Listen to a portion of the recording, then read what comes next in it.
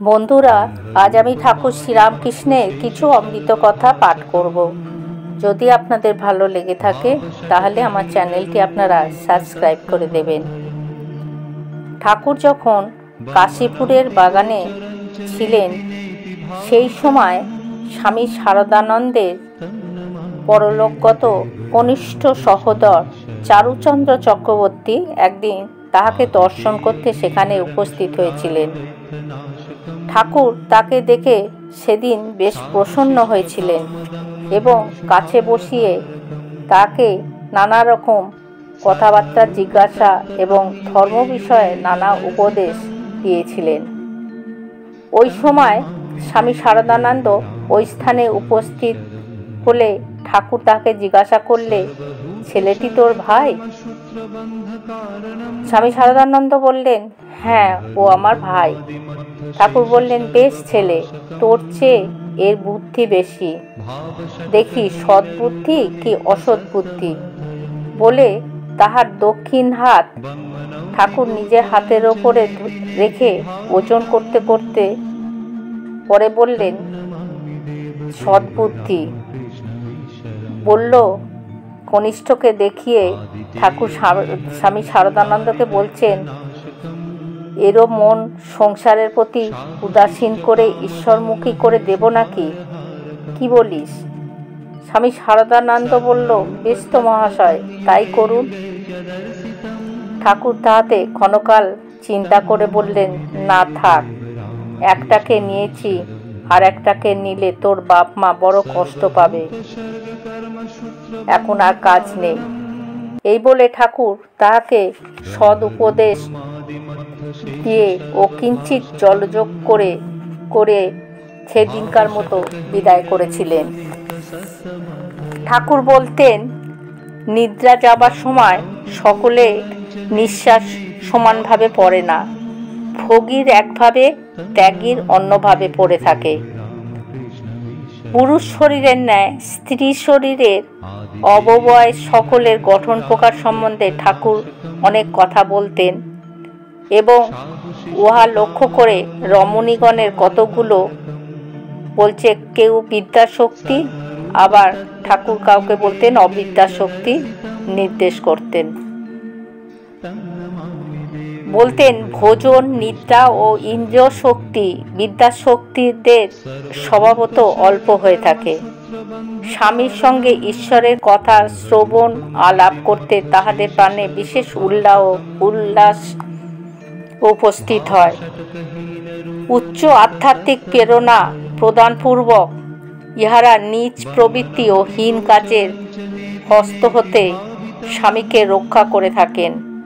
এর পরিণামে ঈশ্বর লাভ করে যাহাতে তিনি নিজ জীবন ধন্য করতে পারেন, সেই ব্যাপারে সর্বপ্রকারে বিদ্যাশক্তি যারা তারা স্বামীকে সহায়তা করে।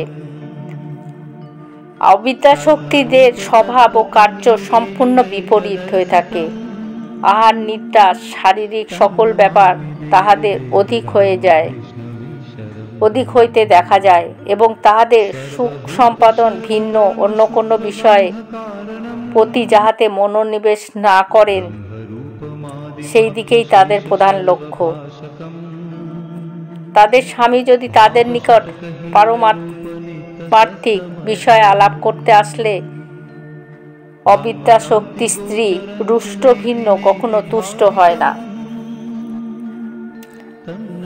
নরেন্দ্রনাথ প্রমুখ সকল ভক্তকেই ঠাকুর অল্প বিস্তর পরীক্ষা করে নিয়েছিলেন।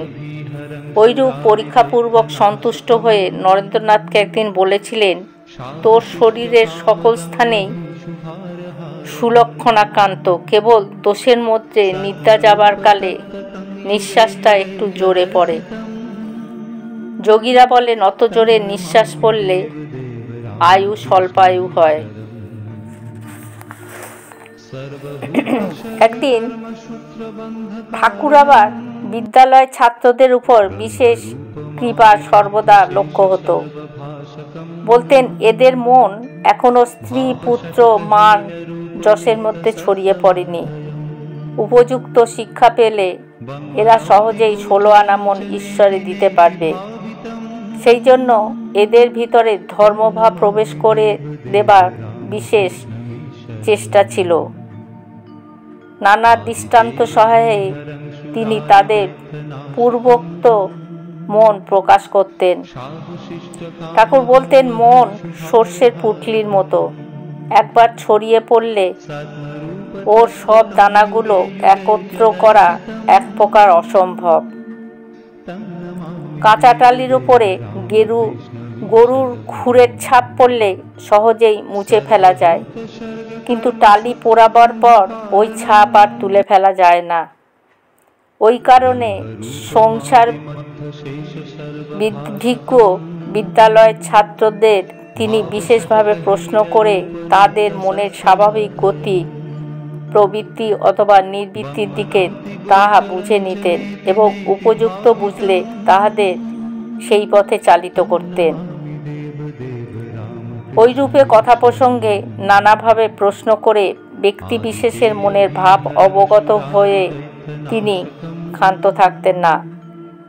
কিন্তু সে ব্যক্তি কতদূর সরল ও সত্যনিষ্ঠ, মুখে যাহা বলে কাজে সে তাহার কতদূর করে দেখায়, বিচারপূর্বক সে প্রতিকার্যের অনুষ্ঠান করে কিনা এবং উপদিষ্ট বিষয়ের ধারণাই বা সে কতদূর কিরূপ করে থাকে প্রভৃতি নানা বিষয় প্রতিকার্যে তিনি তা অনুসন্ধান করেন।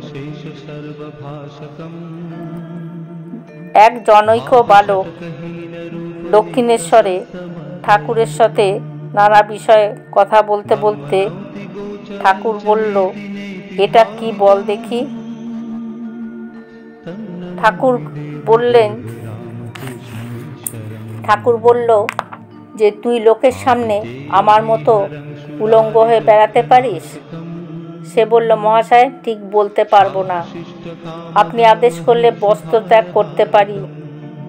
তিনি বললেন, কই যা দেখি, মাথায় করে কাপড়খানা জড়িয়ে ঠাকুর বাড়ির উঠানে একবার ঘুরে আয় দেখি। বালক বলল, তা করতে পারবো না, কিন্তু কেবলমাত্র আপনার সামনে ওইরূপ করতে পারি।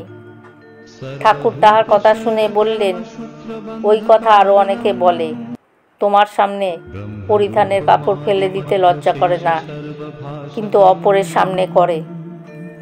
বন্ধুরা, আজ আমি পাঠ এখানেই শেষ করলাম। জয় ঠাকুর, জয় মা।